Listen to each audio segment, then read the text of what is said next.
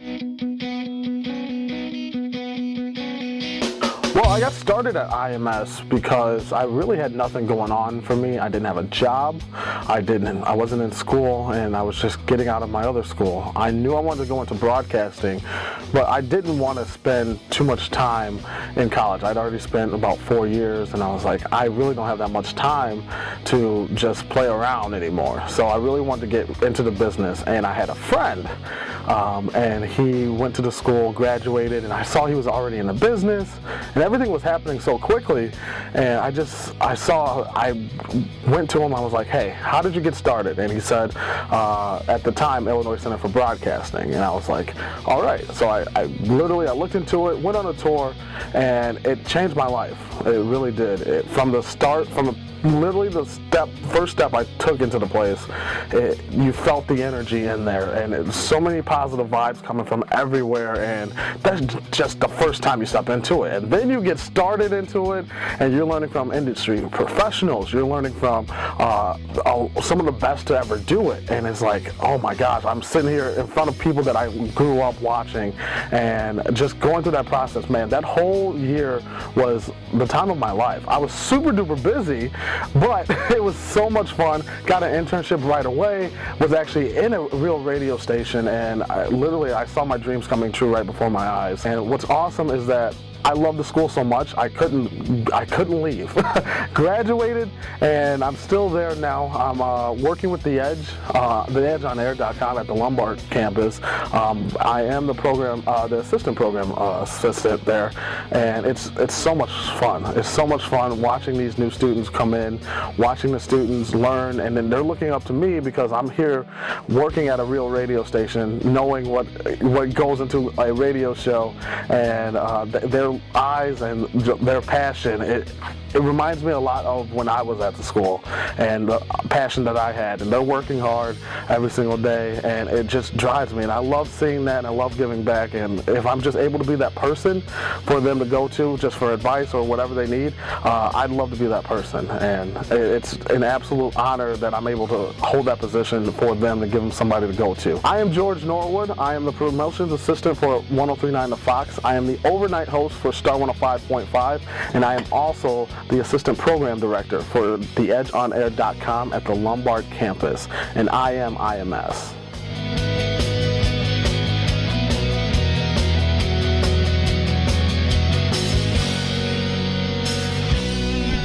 Welcome back to I Want Football 365, covering pro football around the world. I'm Michael Heim, and as always, with me is Mark Nicky. How's it going, everyone? Special guest today, Reggie Gray, Arena Football League, Chinese Football League.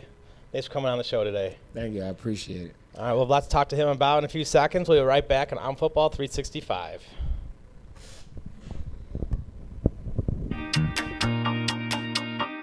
Hi, everybody. I'm Candy Gomez here at the Illinois Media School in Lombard. I am one of the newest people to join the staff here. I am a student advisor, which is really cool because what I do here is I bring all my expertise, my years from B96 Radio, WGN, Chicago Sky, currently KISS FM.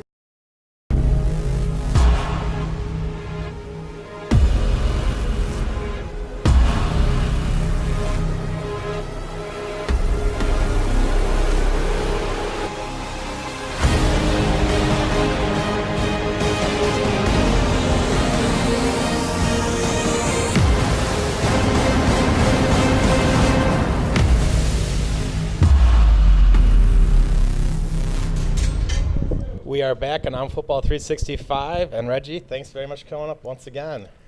Thanks for having me. Oh, you got to be kidding me. It's a dream come true on my end. And let's do a proper introduction here. It's Big Play Reggie Gray. That's the only way I know how. It's how I was introduced to him. It's the only way I know him. But it's exciting to have you on the show. I've known you for years. I used to actually work with the Rush and do the transportation for them, so that's how I had an opportunity to meet you. And my first game, I actually tricked my girlfriend into coming to a Chicago Rush game. Say we're going on a date. We went and took her to a football game, and she ended up loving it. And the number one reason why she loved it is because you scored 4 touchdowns that day. And every time you scored a touchdown, you had this great dance, which I've been dying to ask you for years about said dance. Where did that come from? And you still do it till this day. So it's your dance.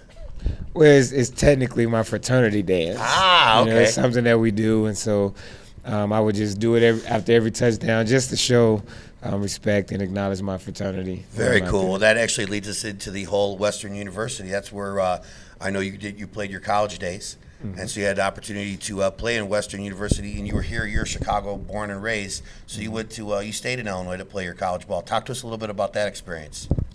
Well, I'm a homebody, as they say. Where, up until then, I hadn't really left Chicagoland area. Born and raised, been here all my life, and so I got the opportunity, got a full scholarship to go to Western Illinois University, and I took that scholarship and went out there, and it was a great experience. I was able to stay closer to home. I think it's about a 3-hour drive, and sometimes I would, when it wasn't football season, I would make that drive home every weekend. Sure. That's a long drive to do every weekend. It is, but family comes first. And home is home. And home is home, and so I had to get back to see my family and things like that. But I had a great experience at Western. Finished as the all-time leading receiver there. It recently was broken, I think, last year. How'd you feel about that? I'm very, very disappointed. Better? I bet. Disappointed that the coaching staff allowed that to happen. But Do some more runs, guys. Come on. All right. When I was there, we ran the ball. Now y'all want to pass it. And, Now we're trying to break records. Trying to break records, But, it was going on for a good 10 years, in which, to say I was the all-time leading receiver for 10 years is, it's a great honor. Absolutely. Now, second, it doesn't sound as good. That sounds good. Well, you were first. I did it. So You had it. And so then my next question for you is that after you were done with college and you had the opportunity to go play for the Bloomington Extreme, how did you find out about indoor football? Like, what was the transition? Obviously everybody has a goal of getting it, into the NFL. That's where you want to go. But you obviously are now headed into the, maybe that didn't happen the way you wanted to, and now you're going to the Extreme. How did you find out about it? Well, obviously coming out of college, you try to go to the big leagues, the NFL, CFL, things like that. But unfortunately, it didn't work out for me. So from there, I got a phone call about playing the football, and I love football. I've been involved with sports basically all my life I can remember. And it was an opportunity to play football, and I didn't want to go home and just be working a regular 9 to 5, even though there's nothing wrong with that. Sure. But at that point in time, my passion was still loving the game of football, and I still thought if I continued to play, I could still move up levels and become, possibly get to the NFL and things like that.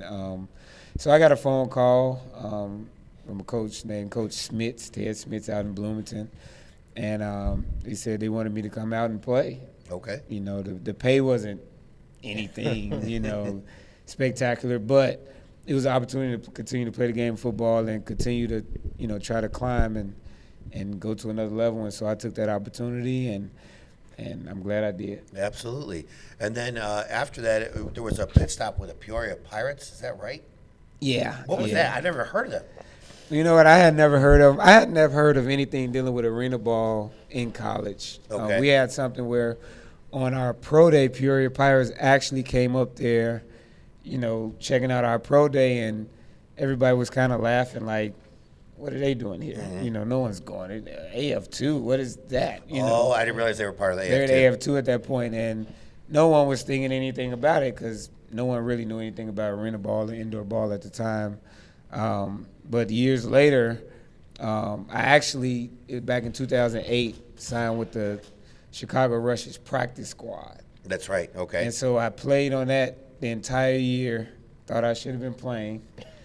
But I got the opportunity to learn from some of the greats, Damien Harrell, Donovan Morgan, guys like that. And the entire year. And that was different for me because ever since I began playing football, I never sat out a year. Sure. I didn't redshirt in college, so I played as a true freshman. And at this point in time, I was literally not playing football. I was practicing, but as far as the game. Yeah, Which that's everyone huge practices difference. for. Right. And I wasn't. It was just practicing, trying to get them better. And when the season was over with, the Peoria Pirates called me and was just like, well, we got 3 games left. Do you want to play? You're eligible to play since you were only on the practice squad. And I was like, yeah.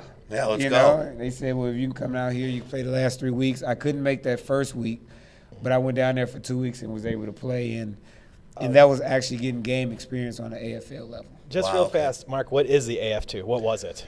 How do we best describe it? That it was like they got so big at one point that they actually gave themselves Arena Football Yeah, League. Arena Football League. They actually kind of went like a AAA and a AA Right. type of situation. type I of guess thing is the like best way to describe it. They got so big and they just went AF1 and AF2 and they divided themselves up accordingly. Yeah, it was a lot of the, I'm not gonna say smaller markets, but a lot of teams that didn't have AFL teams, a lot of cities, they put AF2 teams there, and so it was almost like a farm league, in which if you play very well on AF2, the next year or so they would be bringing you up to the AF1. So it was a lot of times guys got to learn and then got on the big stage and tried. A lot of that was the glory days of like AFL when there were so many teams. There were Yeah. teams everywhere. It was everywhere. It's huge It's hard to league. believe that they're dwindling down to like the 7 in the AFL that they are at the Yeah. moment. 5. I still have faith. It means 30 years. They've been around for a long time. They're going to figure it out. But before we get into all that, there was one other thing another pit stop you made, and you got a chance to play for Coach McMichael over at the Chicago Slaughter, and you won a championship. Yes, I won. And a you guys were championship. undefeated that year too. Undefeated. Undefeated, and you got to reunite with Russ Mikda, who was your college quarterback. Yes. And you guys lit it up that year. This is 2009? 2009. Yeah. Yeah, 2009, because the Arena Football League took a hiatus. They went under for a year. And so a lot of guys that played with the Rush basically came over to the Oh, Slaughter. that's you like know. cheating For me, almost. it was awesome, in my opinion. I mean, I got to see the best of the best from both teams played together, which for me, that's something I always wanted to see. Uh-huh. You know, I always used to think to myself around those times, wow, I would love to have seen Juice throw Juice. passes to you. But and I ended up finding out later on after getting to know you guys that it wasn't that one person didn't want to play on the other team. It's usually the schedules just didn't match Right. up. It's whatever your schedule matched up, you could play whichever team made more sense. Right. But unfortunately, I never got a chance to see you guys play together, which I really wanted. And I even was trying to like work it out at one point where you guys played each other. I was because we were the first company ever to sponsor both teams. Oh, nice. So there was the Hatfields and McCoys going on between you guys. The offices did not care for each other, and I got a chance to be a part of both of that. And I was like trying to poke them, like, well, just set up a game, play it, make it happen. And they're like, oh no, they don't want to play us. And I would've been fine with that. I think it would have been great. The players would have done it in the second. Players would have done it in the second. I mean, because especially guys like me that's hometown and, Sure. and playing against other guys that's basically hometown. I mean, It would have been it'd fun. wonderful. Yeah. It would have There's been so a nice many crosstown bragging classic. rights on that. so many bragging rights. It would have been a lot of fun, but no one wanted to see it happen, and then unfortunately everything dissolved after that. But then and obviously before I forget, your situation with the Rush was great. You got a chance to win a ring, and then the Slaughter, and then you went to go play for the Rush for a couple years, which is when I had the opportunity of meeting you. And man, you lit up the league. And that one day in particular, when you had all those all-purpose yards, I think it was the last year that you were there, and we were trying to push for you to get MVP. You should have been the MVP that year. That was my personal opinion. You had all those all-purpose yards. We made a great flyer for it, and we were pumping it. But the league owned the Rush at that time, if I'm correct, or was getting it, and they weren't really interested in plugging their best player, even though he played for them. So that's kind of frustrating, but it was great to see you in all those games. The fans used to love interacting with you. That was the best part. I got to see how they always clamored around you. Like when you came out beforehand when we were tailgating, people would go nuts. It was like you were a superstar, and you were the Devin Hester of indoor football. Yeah. That's what everybody said, and it was rightfully so. I mean, if you had the ball in your hands, there was a good chance you were going to the house. Oh, yeah. That's how we saw it. Like 10 years ago, being compared to Devin Hester in Chicago was about the highest compliment you could possibly get, other than Yeah. maybe Michael Jordan. Right. Yeah, and I was able to meet him.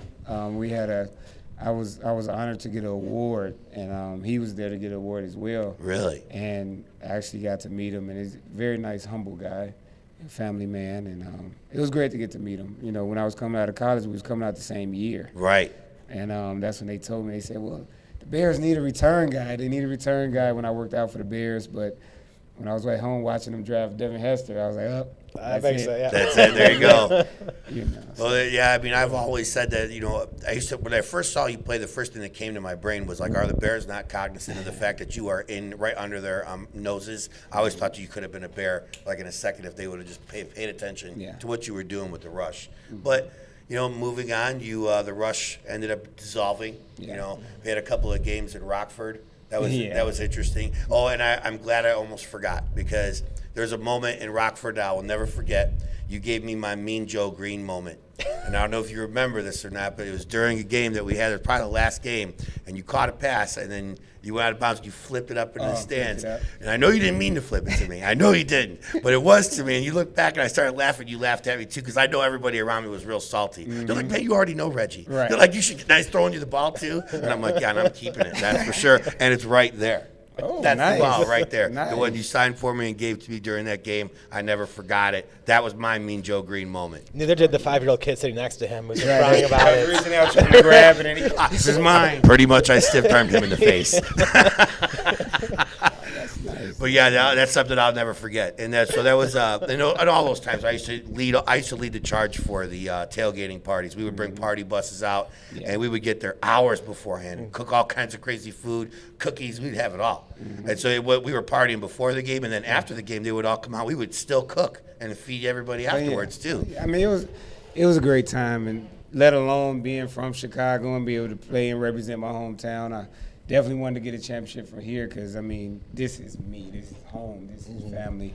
But just being able to play here in Chicago and you doing those things for us, it was great. It was just being at home and just enjoying the atmosphere and everything. And Every week was more fun than the next. Oh, yeah. And you guys had some, and we did that one time where we went out to Iowa, and you guys won in the last seconds. out there. Man, I was passed out. I was like, we took a 3.5 hour party bus ride with like 30 people, and to see that win, and then the very next day we went to a Slaughter game and they won too. I mean, those were the days. Just having tons of fun all the time. Mark is the Chicago biggest sports. little kid I've ever seen in my life. So when he says he almost passed out, he means it.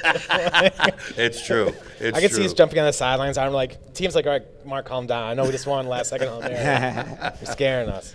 Well, no, and Oh, there's a good picture right there. oh yeah, there we go. Yeah, after one of the games. Mark and Reggie Gray. Oh, I look so young. Yes, same here. I'm wearing glasses. Oh man. You look barely middle aged there, Mark. No facial hair. Yeah. I had a little bit, but not no beard going on. Those are the days, man. Those are the days. Tons of fun. Miss those days. Yes, me too. I missed the Chicago Rush days. Those were a blast, man. We did have a great time. But then after that, you had a chance to fulfill another dream, which was actually win an AFL championship the very next year in San Jose SaberCats. Talk about that experience, because my experience with the San Jose SaberCats is that they were one of the most professional teams I'd had an opportunity to work with. When I would do the transportation for them when they would come into town for Chicago, they needed 4 buses. Yeah. 'Cause they had doctors coming out, brought they had everybody. their own broadcasting team. I mean, they show up with they roll deep. Yeah. And so what was it like playing for them? You know what? Initially, hometown guy, hated San Jose. Hated San Jose in Arizona. Just hated them. All the San Jose viewers have tuned out now. Yeah, they're all gone. That was before, but then once Chicago basically, I probably would have never left Chicago, but since they phased out, I was forced for the first time to play outside of Illinois. Right. And so that experience the first year was difficult because I wasn't used to being that far from home. Sure. That's kind of remarkable. High school, college, professional, all through Chicago. All through For Chicago. so long. So Through all these that- different teams. That's amazing. So at that point, I didn't know how I was going to handle it. You know, first time playing away.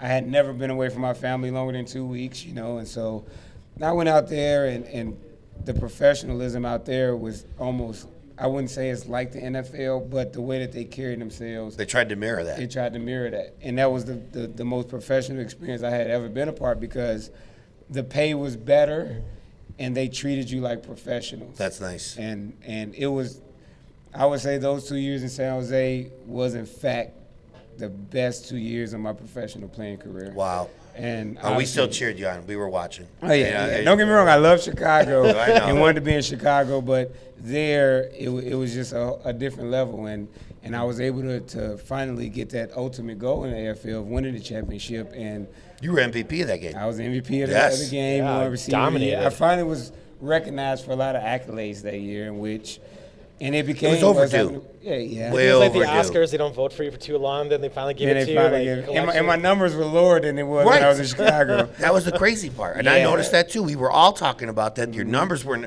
even lower, but then they still recognized you. That's how much they disliked the Rush, I feel like. You know, they didn't want to give you your props when you really deserved it. Not that you didn't deserve it in San Jose, but man, you should have been given it multiple times. Yeah, but I mean, we won as well. We finished Right. 20-1. Yeah, I wish we Right. could show that picture off on the, the screen.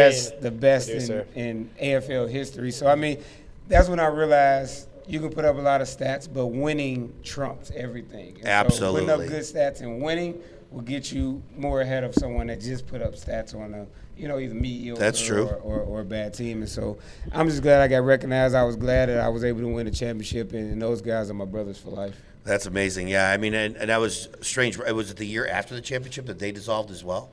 Yes. What in the world? That is amazing. Yes. That was frustrating for me. I couldn't believe that happened. I was shocked. It was like we Frustrating won and for we're me. out. Yeah, I can only I imagine. leave Chicago. I'm in Chicago. They leave. So then I got to go to San Jose, and it's like my second home now Right. because I've never been away that long. And I finally fell in love with the city, and they leave. And then obviously the next year I went to Jacksonville Right. and played with them for a half a season. And How was that, by They the way? leave. Yeah, how was that, by the way? I mean, that was some fun. You got the chance to play with Tommy Grady and them. Yeah, I got Derek to Ross, play right? with a lot of great AFL vets. Not to get the naming a few, but just Tommy Grady, of course, Sure. the quarterback. Joe Hills. Oh, I was yeah. playing with Joe Hills and Tiger Jones. Those guys. Derek Ross obviously was at the fullback position. Yep.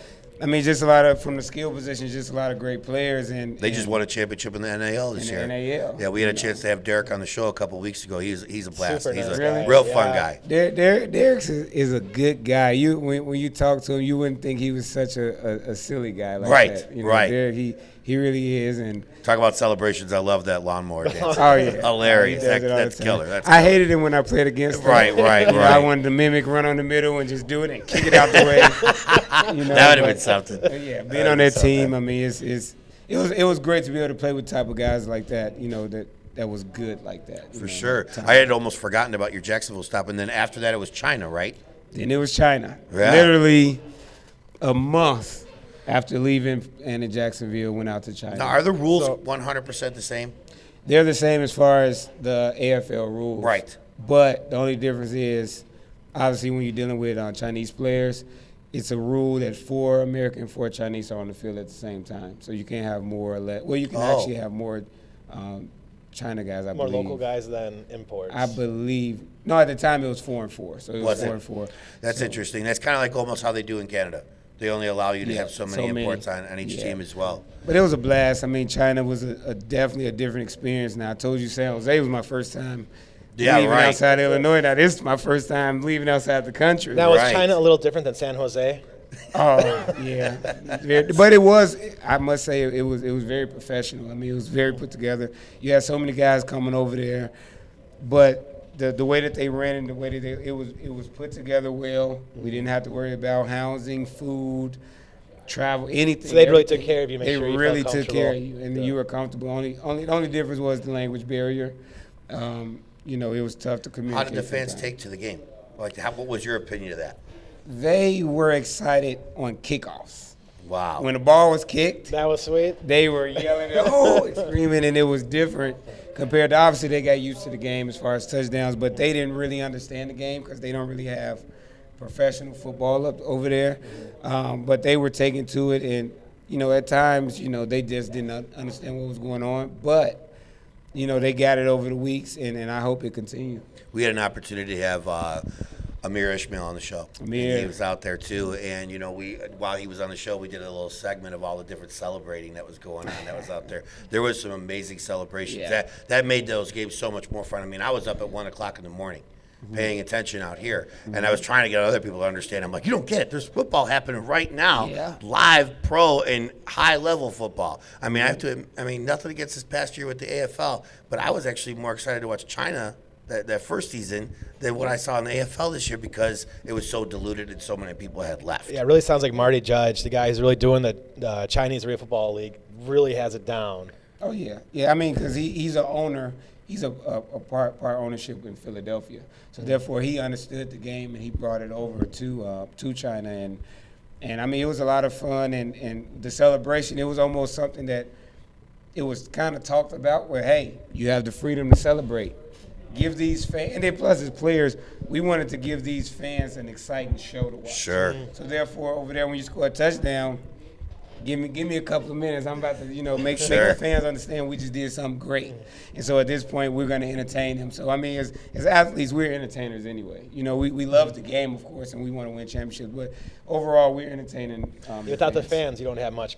We don't have anything without the fans, Well, if I'm correct, you recorded the first ever 100-yard game as a receiver in China. I believe so. And in your first game, you also had 4 touchdowns. So you were the first in China to do both of those things. So in case you didn't know that, I'm telling you, congratulations. That's kind of a cool thing that will all be etched in stone for as long as When that they write goes the down. book, the history of football in China, you'll be in the chapter 1. I'll be You're right chapter- there. that's right. And I led the league in receiving yards, I believe. at Okay. the NCAA. So when it goes down in the history books, they say, man, China is it took off. It took off. I Reggie should was be there. Reggie was the beginning. Point 1, big And play, Reggie Gay. Right, see And then that? speaking of Right. which, I saw a picture of you when I was surfing through all the pictures from China, and you had an opportunity to meet Ron Jaworski. Oh, yeah. Now, Ron Jaworski, I'm a huge fan. The Polish bomber. He took Philadelphia to the Super Bowl, and last 2 years he's won 2 Arena Bowls in a row with his team. What was it like to meet him? What was that whole experience?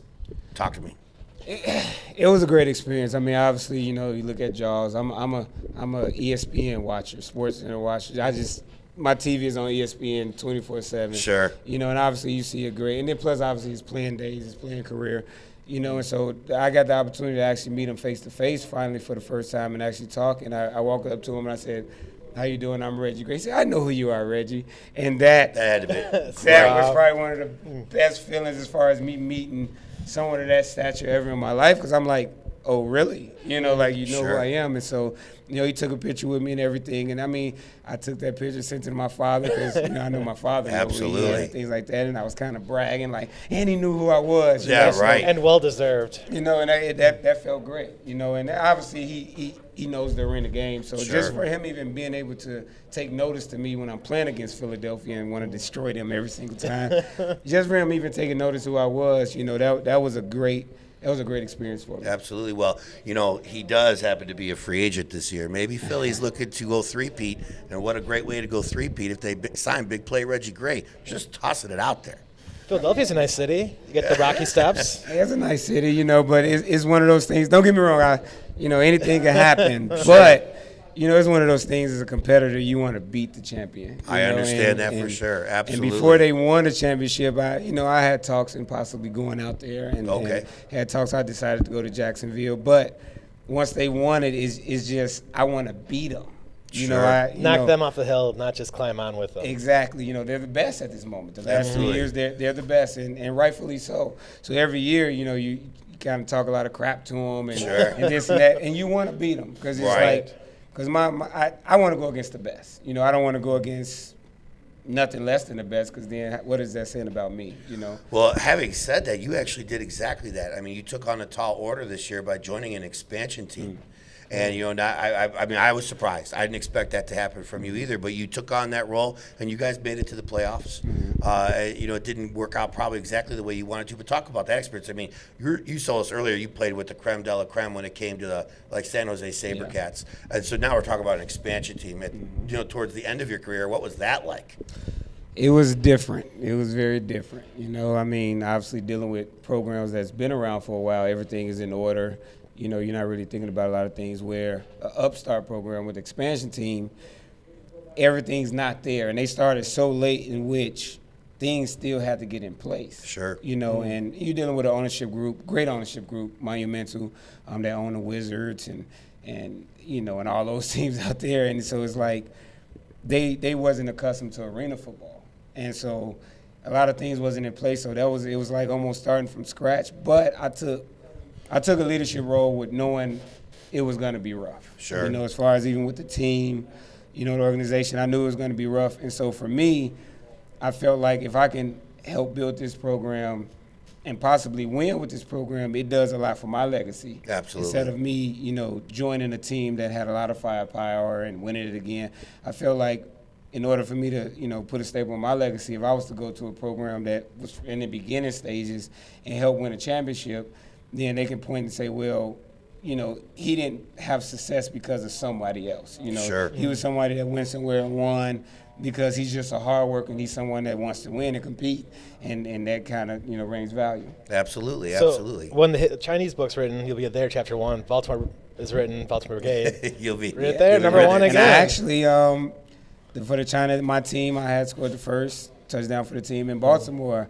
I scored the first No kidding. touchdown Oh. for Baltimore. So, I mean, that was You are making history. Right. Yeah. You're making history along the way here.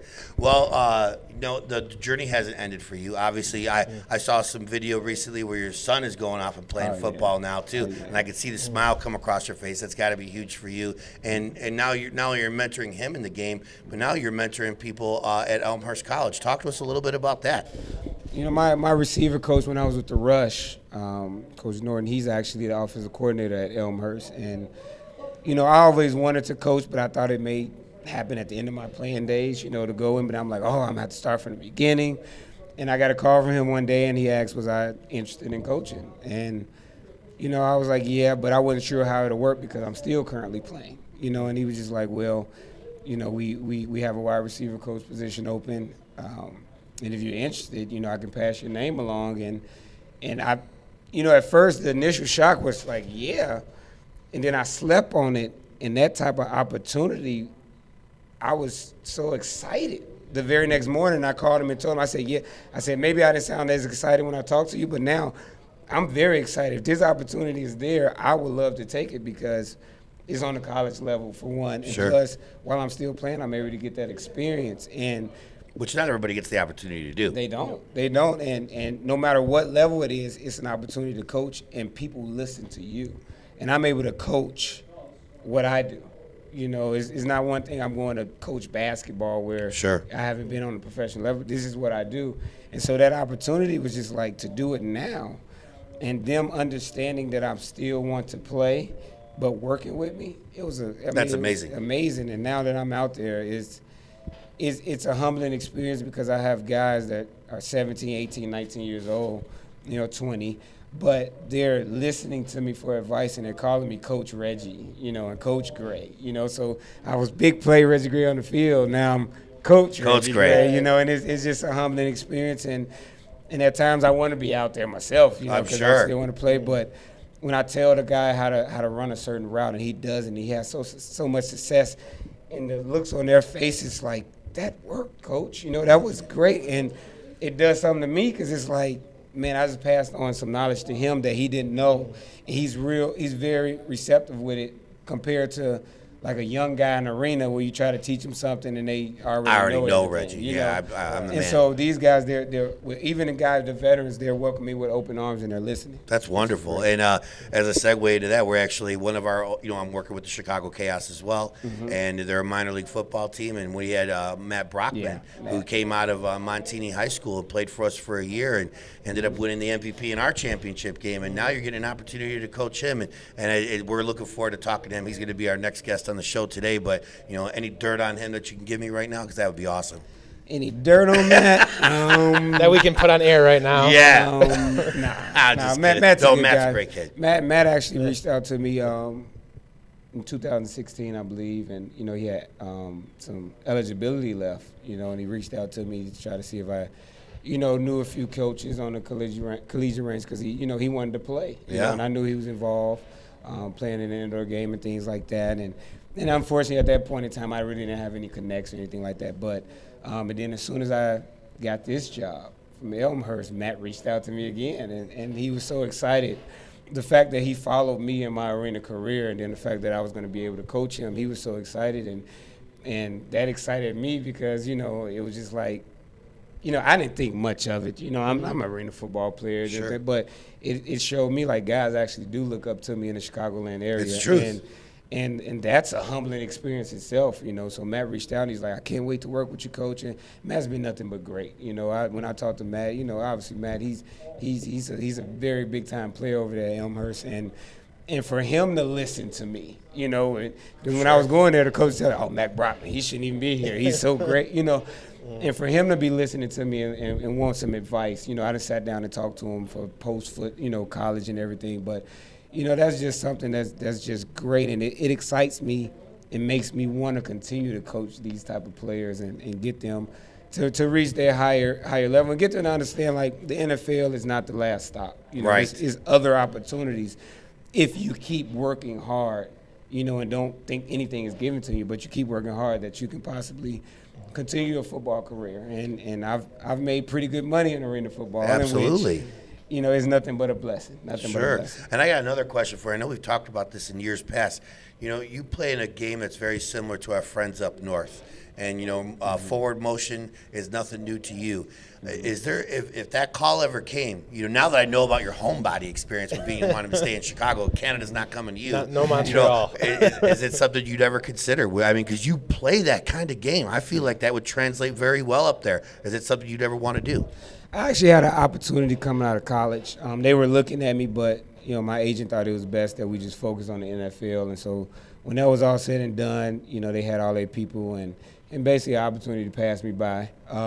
But then I got another call later on about going to Canada when I was playing with the Rush. Right. And I was actually working 2 other jobs while I was playing with the Rush, you know, 2 full-time jobs. And so I was making pretty good money, and I had just had a son that you touched on earlier, and it didn't make sense financially for me to go. Obviously, opportunities that could have presented itself even later on, but at that time, I was making pretty good money, 2 jobs, and playing with the Rush, so technically 3 jobs. I had a son I had to support, and I wanted to be there for him. That makes sense. And so I didn't take that opportunity. Now my son's older, and now I don't work 2 jobs or anything like Toronto. that. So now, you know, it's a possibility. I mean, I would go. I mean, See, because here's my thought process with you in particular. I know what you did in arena, okay, and I know what you're capable of doing. Give this man an extra 55 yards, widen the field. Well, they're not catching you, man. You know what I'm saying? That's how I see it. Like you would, like I would think you would light those people up. You like Rocket Ishmael did when he went up there. You know what I mean? There's a couple Similar of arena situation. guys that went up there and actually had became big stars. Chad like Chad Owens. I was going to say See? Chad Owens. Lion He Hawaiian. was somebody I've been following ever since college, and he played the arena game and then went up there and just destroyed the game. And I can tell you, when I went out there on Elmhurst Field and I seen how big the field was, I was just like, Oh yeah. wow. You know, if I got back on the outdoor game, who knows, you know. But, you know, if they come calling, it's definitely an opportunity that I'll look for now, since my son is a little older now and he can travel more than he could when he was younger. It's an opportunity I would definitely consider. Well, I definitely can't, deny or tell you that I will make a phone call over to Toronto and say, hey, I got a guy. They're in first place right now. They're making a playoff push. I'd love to see Ricky Ray throw some touchdowns to you. I'm not going to lie. I think you and S.J. Green out there would kill it. Hey, you know, if it comes, you know, I don't turn down football. Well, I know that You for know, a fact. so that would be exciting. We talked about the Canadian thing before. I think you would. I think you would kill it up there. But you know, whatever happens, you know, we're excited to follow your career, and thank you so much for being on the show. You know, and you got a game at 1:00 on Saturday. 1:00 this Saturday, homecoming. Homecoming at Elmhurst College. Well, I'm going to be there.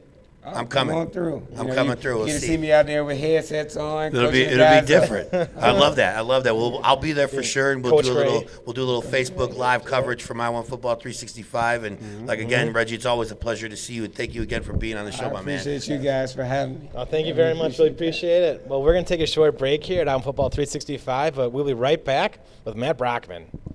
Matt.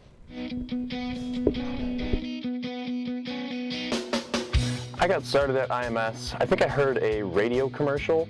It was just all about media and broadcasting. And at the time, I was DJing and I wanted to take it to the next step. And I wanted more people to hear what I was playing and my opinion on music. So I went out, emailed them. They're like, hey, come on, check out the campus and let's see what's going on. Found out that they actually had a radio there that I could DJ on, which was a great opportunity for me. They taught me how to just create a show. IMS really opened my eyes to producing your own show, and there's more to it than just playing music and DJing and mixing the songs in. You actually have to talk and create a show, entertain people, maybe talk about social media even. There's always stuff going on.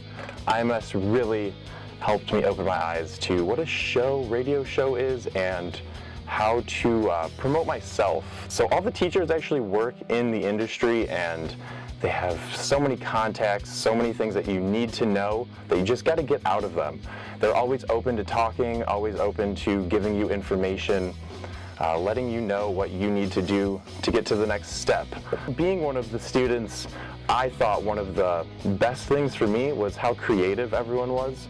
Everyone had their own creative intake and input on projects. You get to work with groups, also you get to work alone, but with the group projects, each individual person had their own say on where would you shoot something, how would you record something, just the script, copy points. Like, people, you would really feed off of the other students. If you thought you were stuck or you just had no creativity on something, everyone would always help you out and kind of push you to the next level because, hey, you got to be the best. We're all out there trying to get a job in the broadcasting world, and the students really helped. My name's Mitch Titan.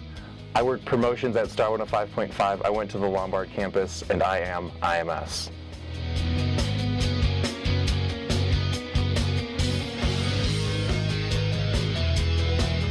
Welcome back to Iowa Football 365, covering pro football around the world. And special guest right now, Matt Brockman, Chicago Chaos alumnus and current Elmhurst College player.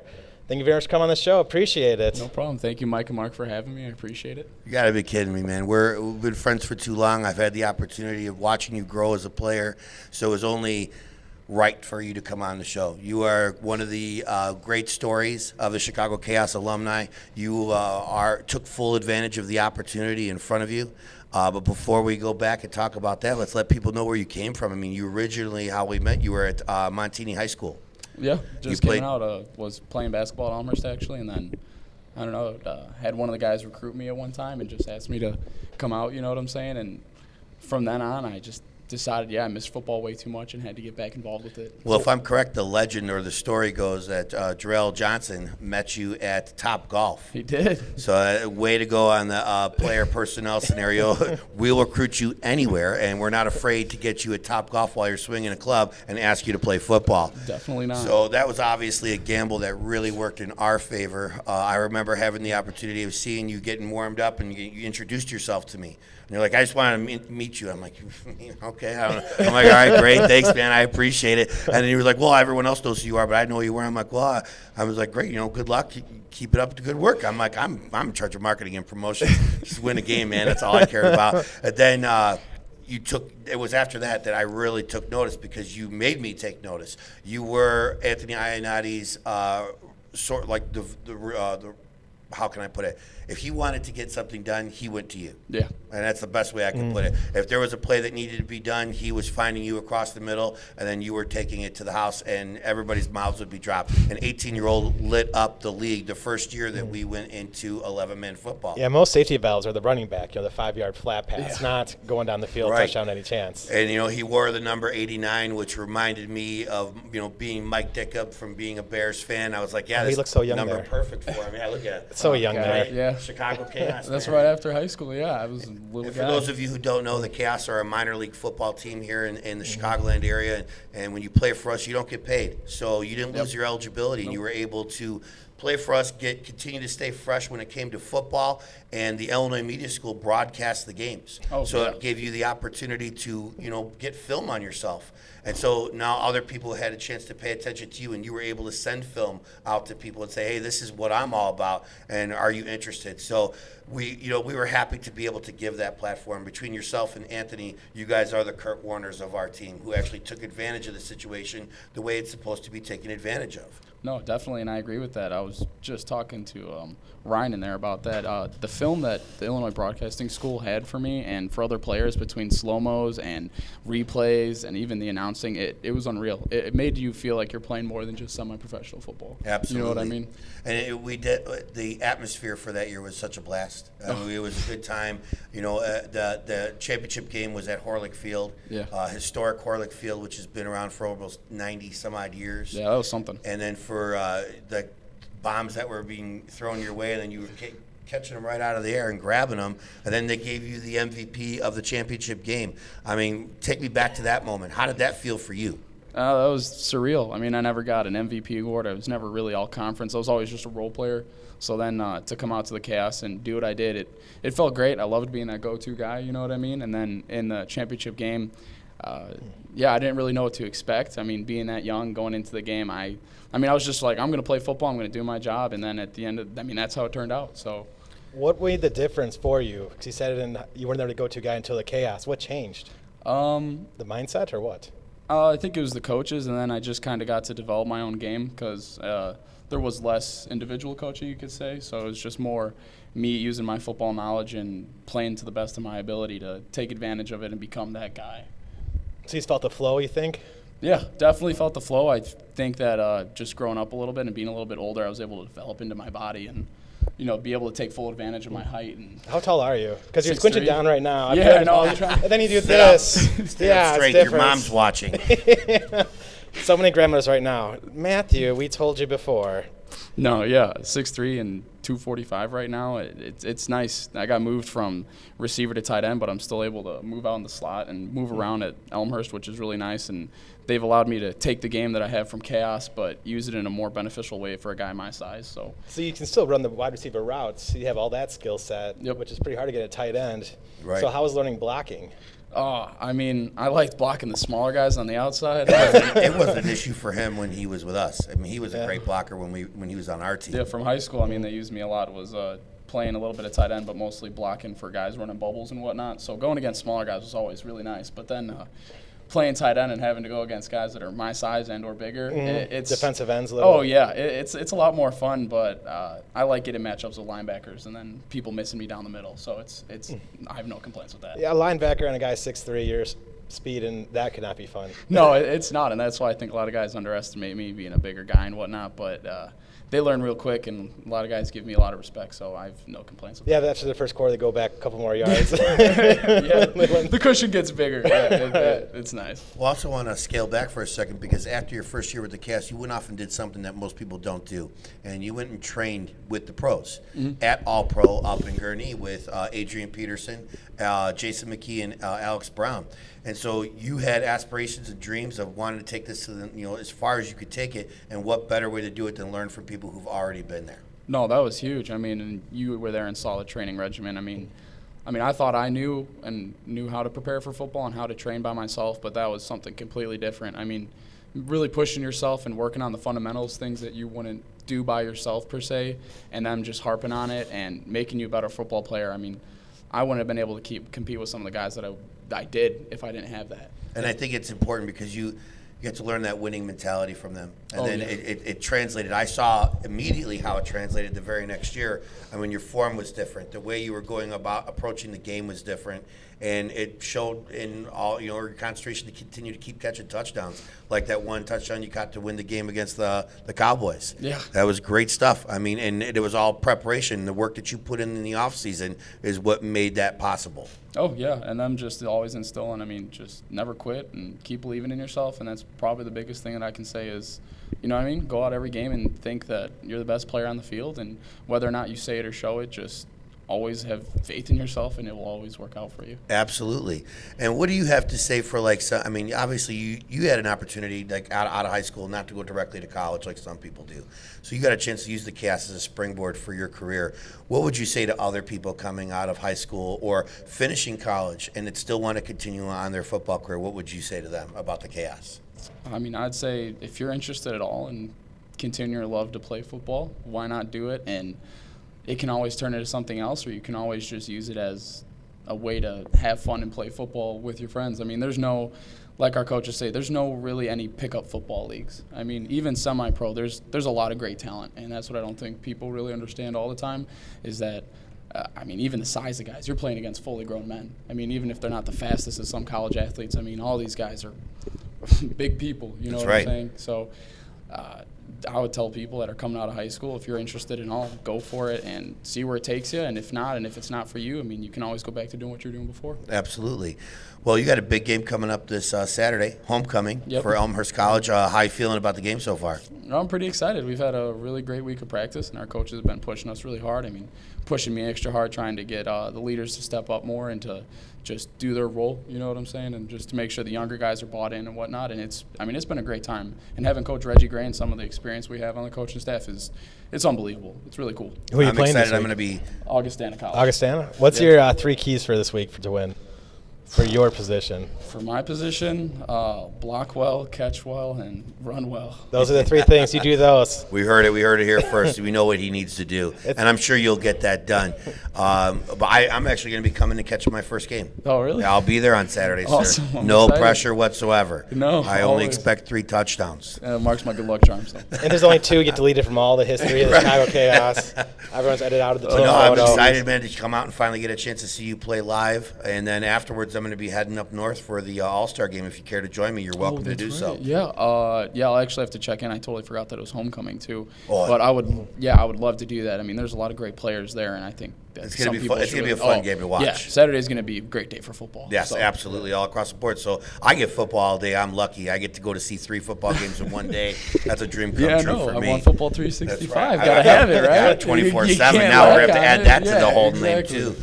But no, it's a pleasure having you on board. You've got another. How many more years left of school do you have left? I have another year of eligibility if I choose to take it, so I'm going to see how this season plays out for me. But I think I'll be back to take advantage of that. I mean, I got great teammates, I think that's a great coaches. idea. You know what I mean? Take advantage of that college experience guys always talked about, and I mean, I can't And complain. continue to keep your eyes set on the pros. I know you do, and you got the talent to get there, man. Thanks, You Mark. know, use all that experience you can get from college. Take advantage of it. You know, Reggie's a great connection to have. Obviously, the dot connections that you have once you're done with school are going to be there, just like they were for you.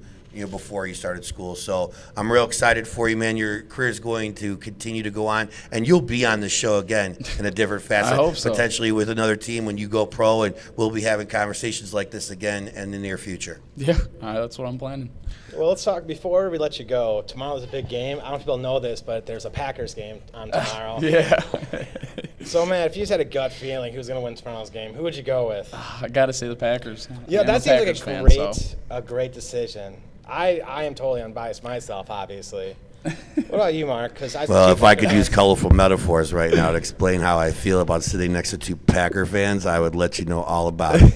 But I will say this much: overconfidence is bad, and the Bears might sneak up on you and get you in an overtime win. Juwan Howard, who knows? I don't think the Bears can be a trap game because the Packers were hit last year during the Brett Favre game where they lost on the introduction day. So I don't think it'll happen again. We'll see what happens. I'm obviously a Chicago Bears fan for life. Part of the banter of this show is that my co-host is a Packers fan.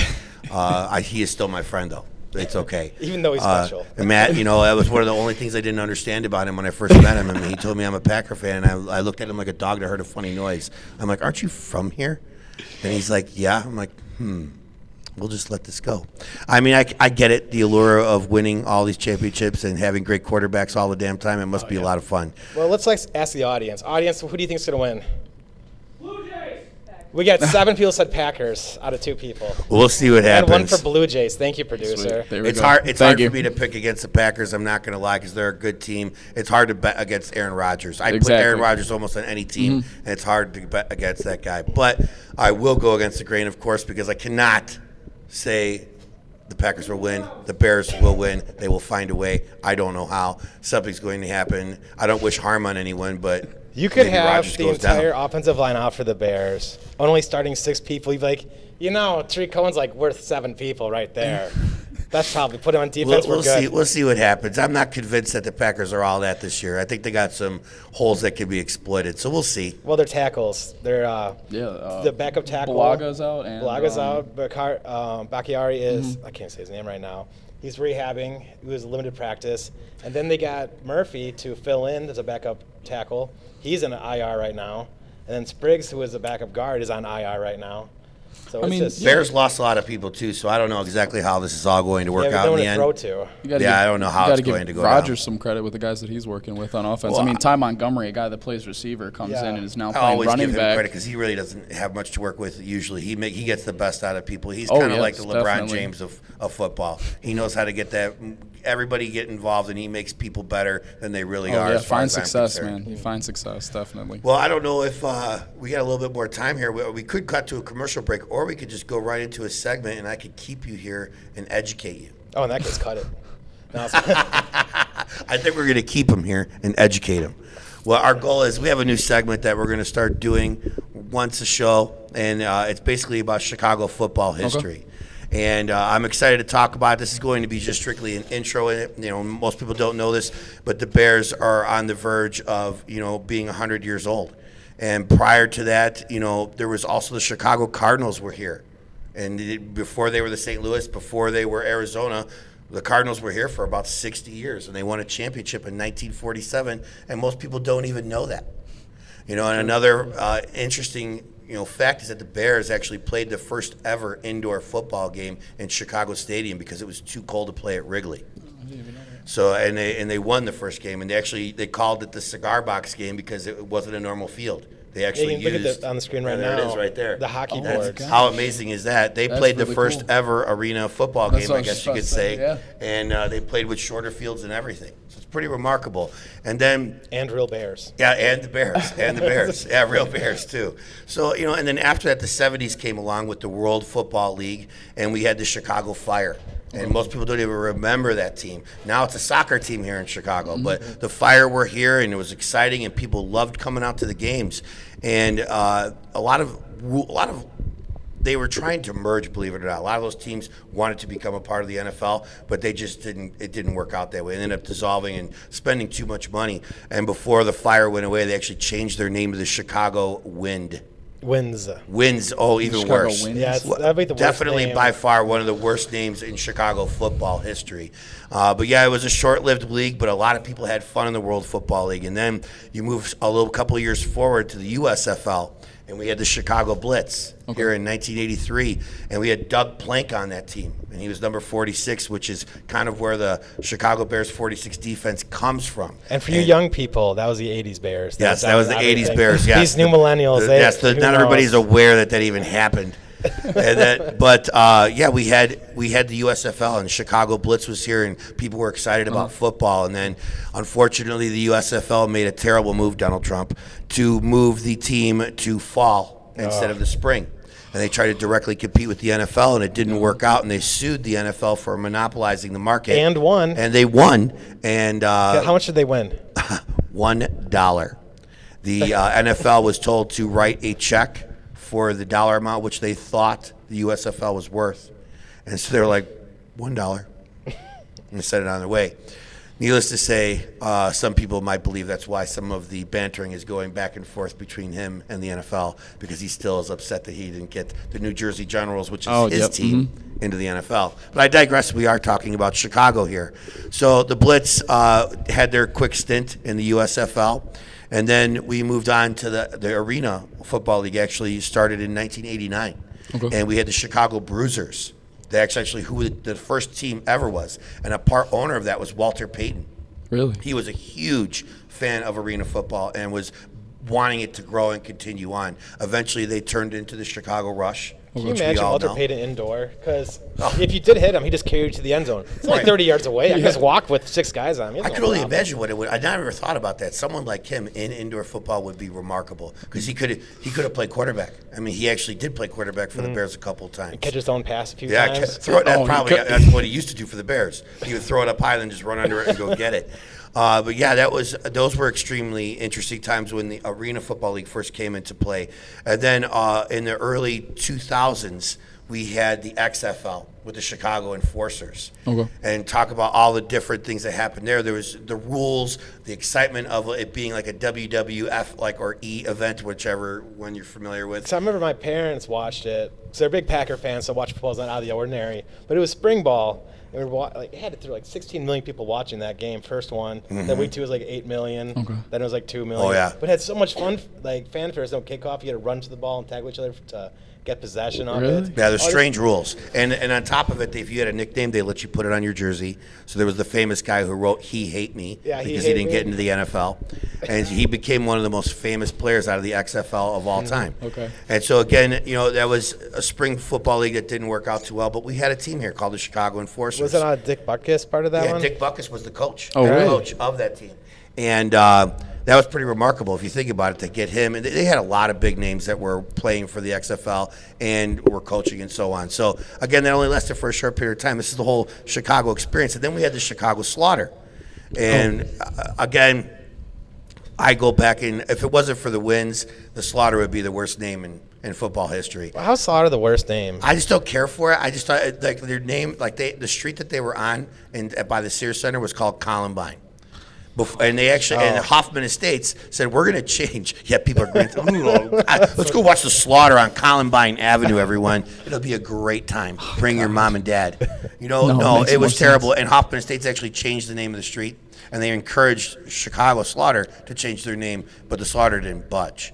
And as we talked about earlier with Reggie, they ended up winning a championship in 2009. It was a lot of fun. The Rush players were there. They were like a super team. They were undefeated. It was a blast. Towards the end of the Slaughter career, more people are reminding themselves that Juice Williams played there. Amir Ishmael played my there. gosh, that's And right. in the last couple of years that the Slaughter were around, they were a team to be reckoned with. And we had players. talked about the idea of doing cross-promotion stuff with the Slaughter, and the Rush just never came about. Well, then the Slaughter dissolved, and that organization kind of turned into the Chicago Blitz, which ended the second incarnation of the Blitz, as they were in the CIFL, if I'm correct. That's where they had Juice Williams playing for that team, Jules Harshbarger, and some other people that you're familiar with too. Jules ended up getting the Special Teams Player of the Year that year that they played over there. It's pretty remarkable. First woman to ever do that. And then, so that was a lot of fun. That was short-lived, unfortunately, as well. And then, now we're coming into the New Year's of where football is, and you got don't want to forget the Force. I don't want to forget the Bliss. They're a part of Chicago football history as well. The Force were around for 13 years. They won a championship at a high level. I have that ball right here. And it was fun to watch them play. Yeah, sad to see them go away. It is sad to see them go. This was their last season this year. Yeah. Really, was it? Yeah. Wow, they were really good too. Yeah, they were great. They were fun to watch for years and Made the years. playoffs They this year, had lots too. of great talent, and they just did. They dissolved after this year, which is unfortunate. And then you got the Bliss. They've Dominique won. Collins. Yeah, Dominique Collins has been on the show. We love the Bliss. They're usually in the talks of winning a championship on a regular basis. That they've won 3 in a row, if I'm correct, prior to this past year. And then, more recently, people have been starving. As you can tell, if it's not just the Bears, in Chicago, people love football. And they're going to find a way, even if it's only for a short period of time, they'll come out in the drones to support those teams. And now we're starting where you came from. We have minor league football. The Chaos come from the Gridiron Football League, and we were in the Mid-States Football League this year. And we've given something else to cheer about other than the Bears. And we play when the Bears don't play. Yeah. Our goal is to kind of be Chicago's other team. And that's all we ever wanted to be, or the Kane County Cougars of football. And I think it's going to be exciting. This segment is going to give the opportunity. I just kind of brushed through all the different things. But as time goes on, we're going to have the opportunity of talking to players who actually played for the Cardinals. There's some that are still alive. Oh, really? And I want to talk from that 47 team. I want to talk to the guys that played on the Fire and the Blitz and ask them about their experiences. And I think that we are not done with seeing expansion of football in Chicago. I think you're going to see indoor and arena come back, and maybe before my lifetime is over, we'll see a secondary team in the NFL in Chicago. Who knows? All right, so Matt, did that feel like another college class? Are you ready for the quiz we're about to give you? Yeah. I'd much rather take this one, probably. Yeah, I'm the mad scientist of football over here. I just thought it was interesting because I do follow football very extensively, and to be able to kind of dig back into the past and to see how football has evolved here in Chicago. I mean, people don't understand. It's the Mecca. It's where football began and evolved.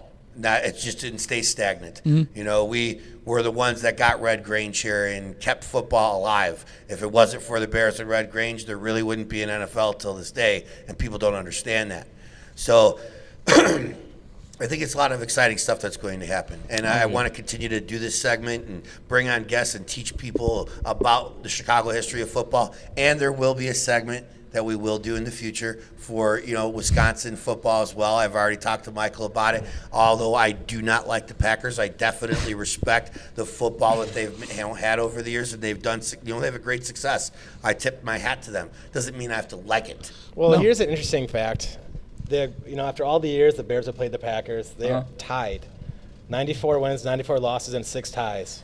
Really? And when in 1992, the Bears were up by 24 games. So since 1992, the Packers have dominated this. I just thought Mark should know that. No, it's the truth. And tomorrow, whoever wins will finally get the edge. You know what's going to that's happen pretty then? cool. The other. 7th tie. I wondered about No that. way. I wondered I'll about that. just cry. It would be interesting if that happened. We'll have to do a follow-up on that. We'll see what happens for real.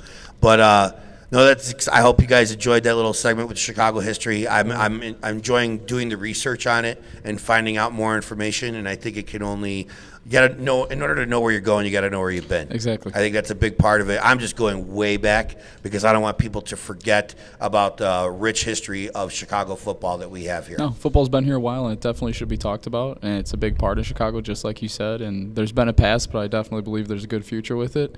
And, I'm excited to see what it holds. Absolutely, me too. So what's the worst name? The Winds, the Slaughter, or the Cardinals? Man, we forgot one team during this entire conversation. one stint, I forgot yeah, the it was Chicago weird. Eagles because they were here for the CIF a year ago. We did have them at the end. That's just a nice generic name, the Eagles. Yeah, they almost became the worst name ever. That would have been horrible. They started off as Ileana. Ileana Eagles. Oh, and they were should going have to done play that in one. Chicago. Yeah. So they didn't want to change it at first, so that was kind of surprising. Ileana part. rolls out the tongue so nicely. It was supposed to be Illinois and Indiana, but you're playing in the middle of Chicago at UIC, so why would you ever? With all due add respect Ileana? to the Eagles conglomerate, I led that charge to change that name to Chicago Eagles, and I'm glad they did it. Yeah, I remember when you told me about that, and I was like, it needs to change. All right, so the honorary winner is the Ileana Eagles. Yeah, the honorary they actually have by Definitely. far. That was the worst name I've ever Followed heard. by Chicago Slaughter, Yeah, probably. the Winds. I still think the Winds got to take it. That's the worst. I get so annoyed they call it, it's the windy season, so it's so windy. No, it's because the politicians have so much hot air.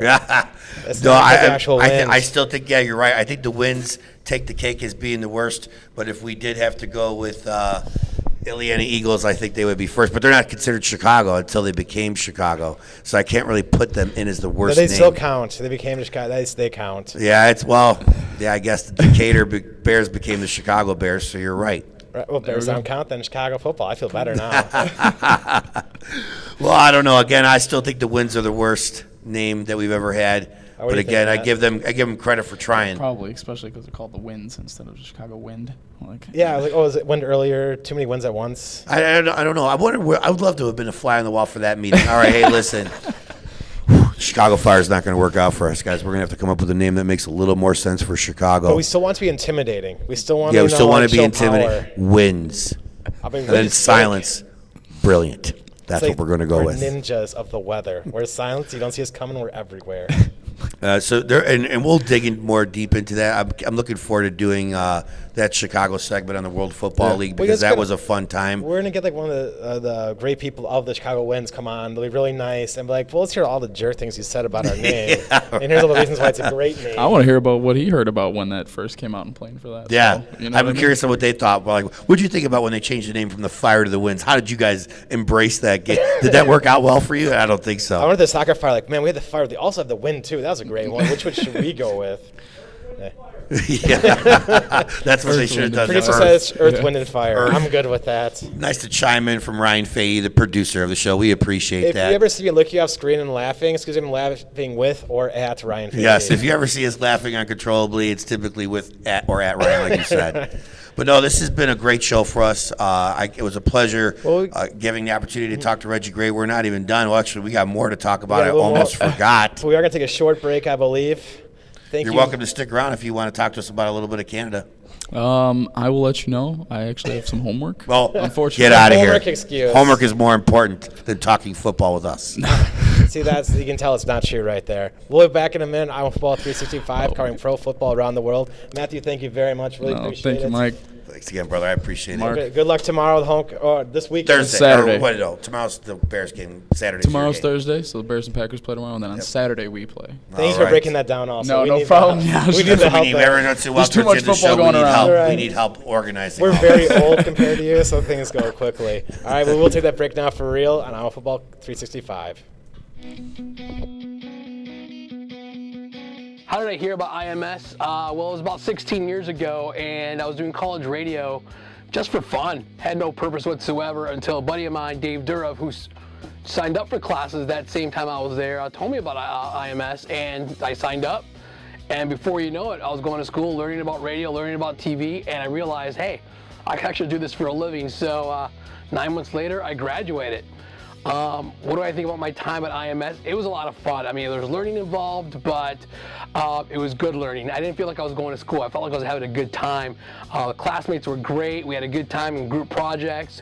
We had a great time doing our solo projects. So I felt like it was very important for me to get that before I did radio professionally. How would I describe students at IMS? Dedicated. Dedicated students for sure. IMS knows how to put the right kind of pressure on students to get things done, and I feel that the students there, knowing that if they want a career, they got to work hard. They got to do what you got to do what you got to do. And IMS really nails it that way. They do a good job of enforcing that and making sure it's also fun while you're doing it. Hi, my name is Edgar Ibarra. I'm the program director for Nash FM 104.9 and Nash FM 99.5 in Northeast Wisconsin. I'm a graduate of the IMS Lombard campus, and I am IMS.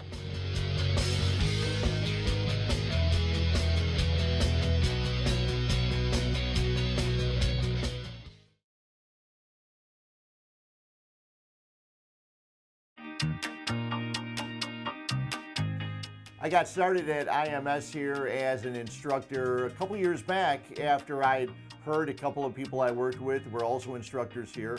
And after being in the industry of radio and sports phone and TV and play-by-play for as long as I have been, I figured that it would be a good thing to come on out. I had some free time. Come on out and help out some of the people that want to be the next people involved in these kind of things, next people that hit the radio airwaves and also do play-by-play. So I thought it was a great idea and a great place to do it at. When I'm here, it's great because there's always somebody that has either heard me, has wanted to meet me, and once they meet me, I explain to them, okay, it wasn't that big a deal. But if I'm always here if you need help with developing what you're passionate about. And that's what most people come here for. They have a passion. They want to do something. They want to do radio play-by-play. They want to do sports talk. They want to do updates, whatever it may be. I love being here and helping them become better at what they're trying to work at. And it's great because the one thing about the students is they're really good at listening to criticisms. Once you get into the business, it's difficult because people all think that, okay, I've made it. But here at the school, everybody wants to get better. And that's one of the better things, and one of the things I really enjoy about it is they'll come and they'll say, how can I make this better? And I always tell them I'm going to be super critical of everything I tell them because that's the only way they're going to get better. And it's great because every student I've talked to enjoys that because they all want to get better. And that's one of the things I love about it. My name is Fred Hubner. I work at ESPN 1000 as a host and sports anchor. I am an instructor here at the Lombard campus of the Illinois Media School, and I am IMS.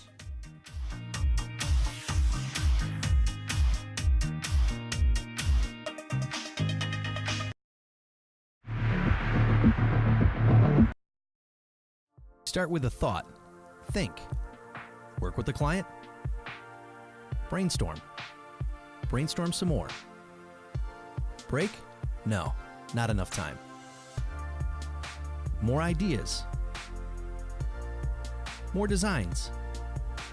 Pick an idea. Make a plan. Stop. Check the plan. Love the plan. Do the plan. Go. Draw the logo. Get some input. Scratch that. Find a new perspective. Revise. Revise some more. New logo. New design. Okay. Grab the materials. Get the guys. Work. Keep working. It's all about the quality. Keep going. Finish. Polish. Get the job done. Make the client happy. Make them proud. Celebrate. Make it easy to brand their company.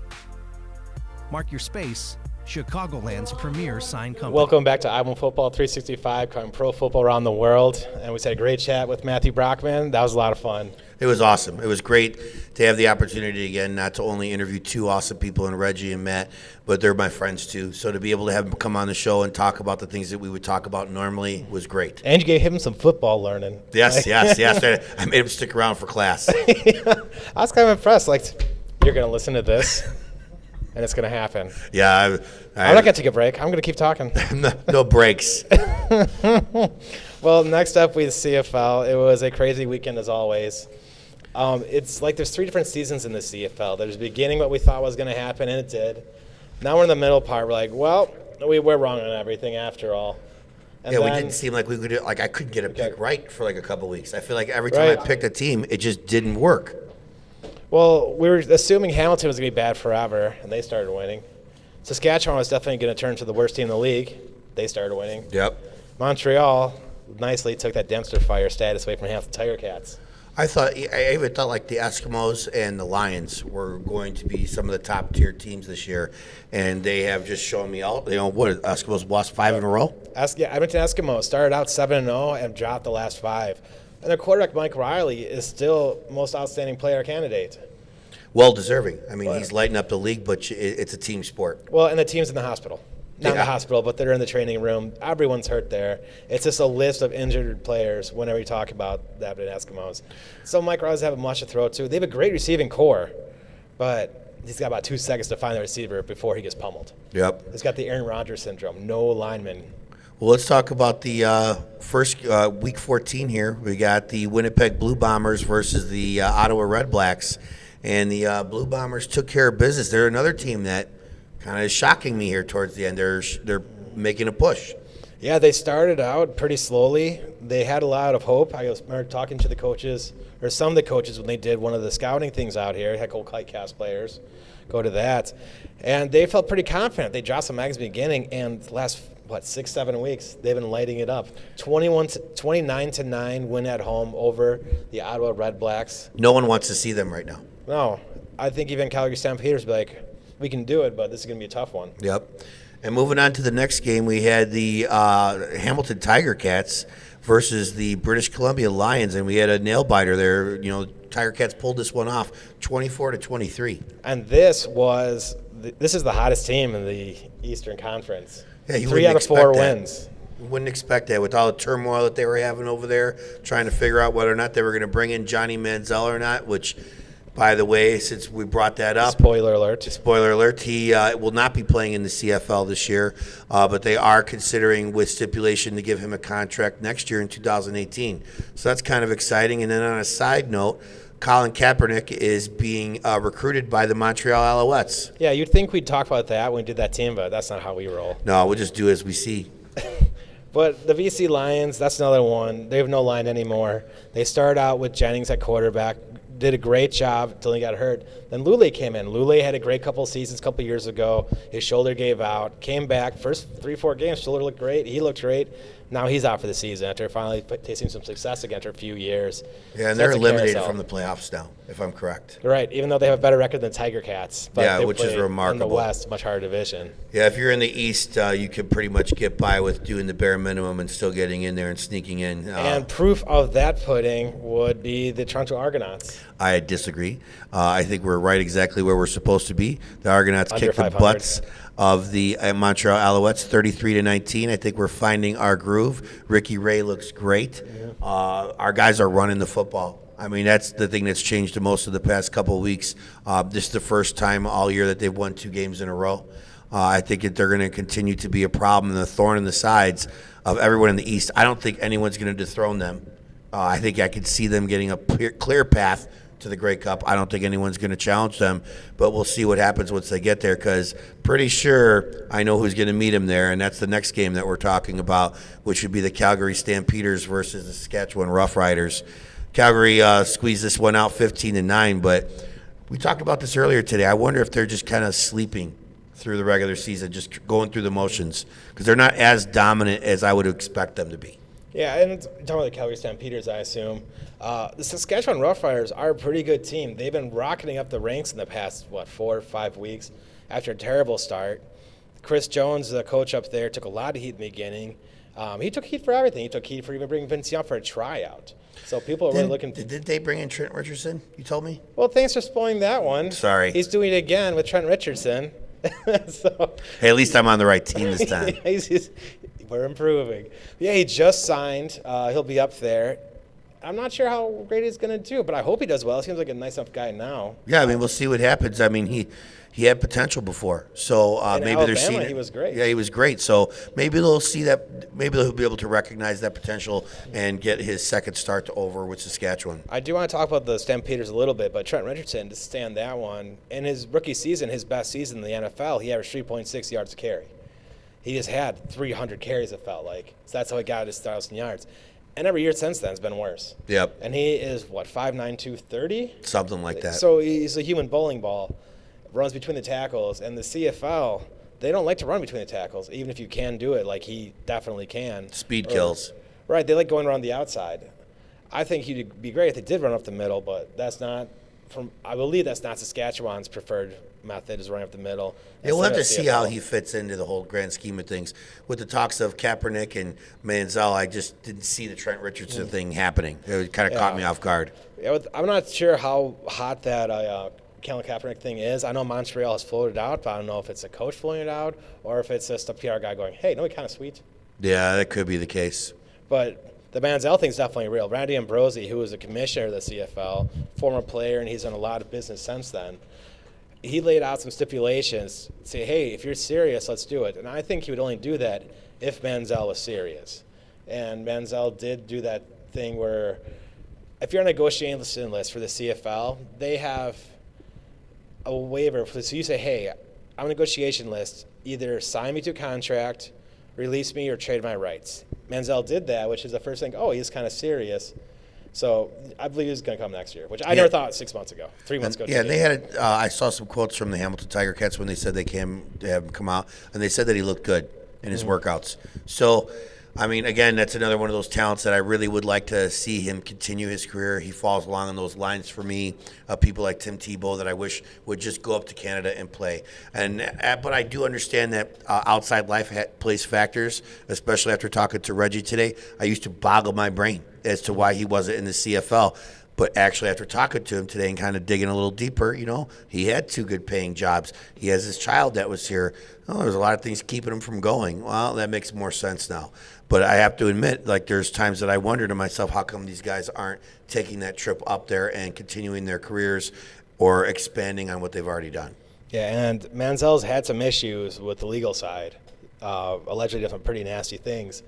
The CFL is a way to rehab yourself. Yeah, I don't think they want to be a rehab place by any means. You succeed, they want to be a rehab place. Right. So, I mean... Was it Will Hill right. in Hamilton? He had some interesting things down here. Up there, did a couple of great games. They loved him. Mm-hmm. As soon as he started falling off this season, then he was gone. But Yep.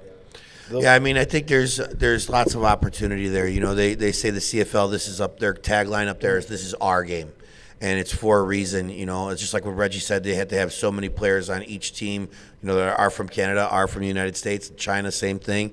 And I think that there's growth and opportunity up in the CFL if people just take advantage of it the right way.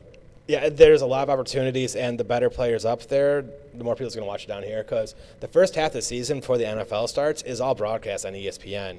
If you have ESPN3, like say through your PlayStation, your TV, or Xbox, if you have a cable subscription, you get ESPN3, and then all the games for the CFL are on that. Yeah, it's fun. I mean, as you know, I've been a fan of the CFL for a long time, but to be able to watch games the way I do now, I was never able to do that years ago. Now I can catch every game, and the replays are out there for us to see. It's a much better world out there for a football fan who isn't just always looking for the NFL teams. Well, that's all I start with is the NFL teams, and once those games are gone, there's always room for more. Oh yeah, absolutely. But you think of this week had 4 games. There was 11 games in the NFL, so you're at 19. So there's more than enough football to go around. And we got next week's games, CFLs, get that, so we can all get get tonight early.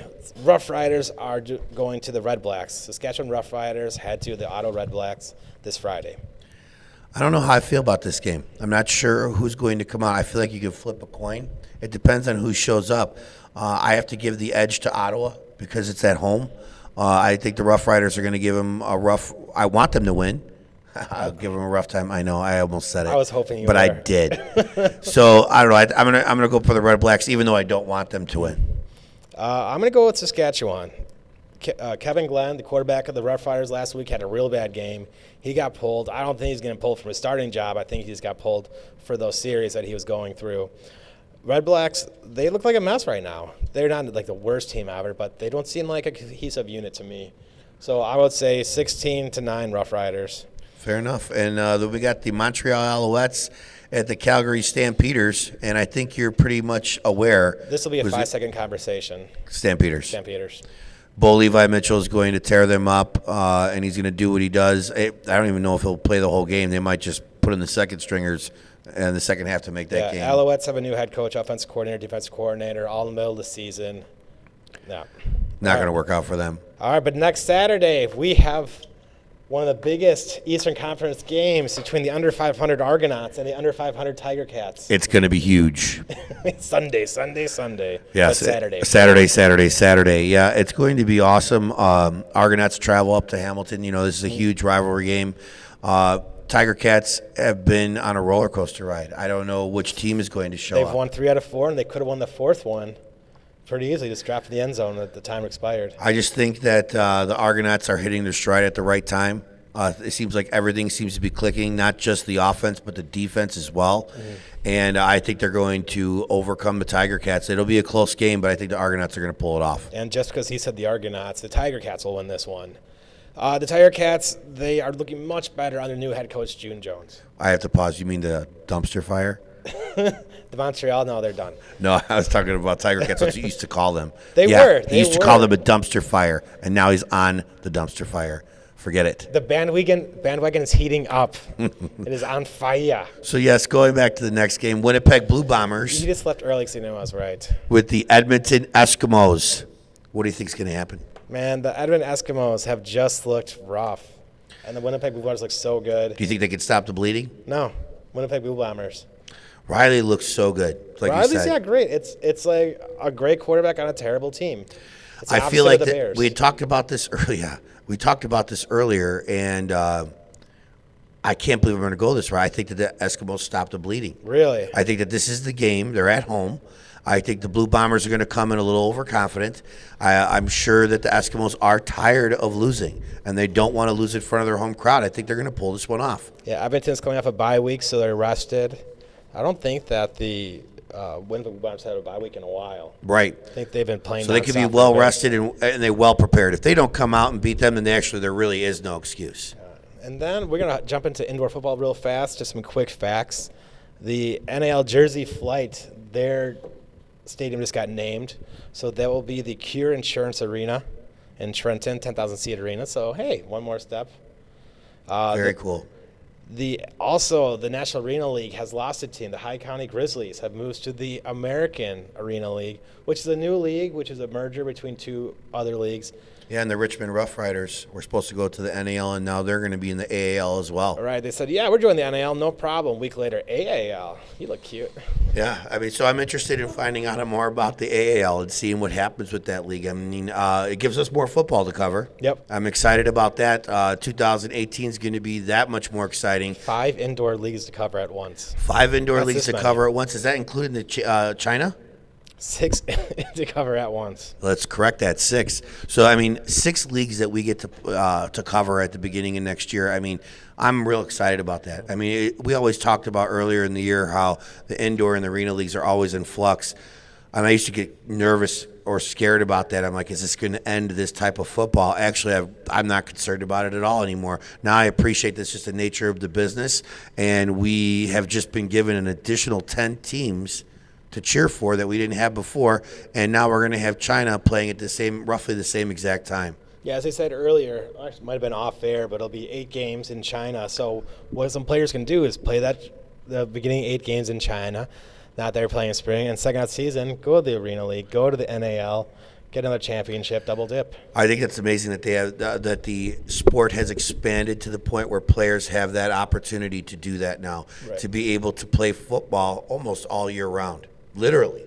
So I mean, Reggie did it last year. He got a chance to play in the Arena Football League, and then the China Arena Football League played in the fall, and so he got the chance to play more football than he's ever done before. And now that that's wrapped up, he's coaching. Yeah, now he's coaching. So, I mean, it's really never ending for him. And I think as the years go on, we're going to start seeing more of that. We'll see a player that maybe will take a trip from China to Arena to Canada and maybe find himself in the NFL, and all in one season.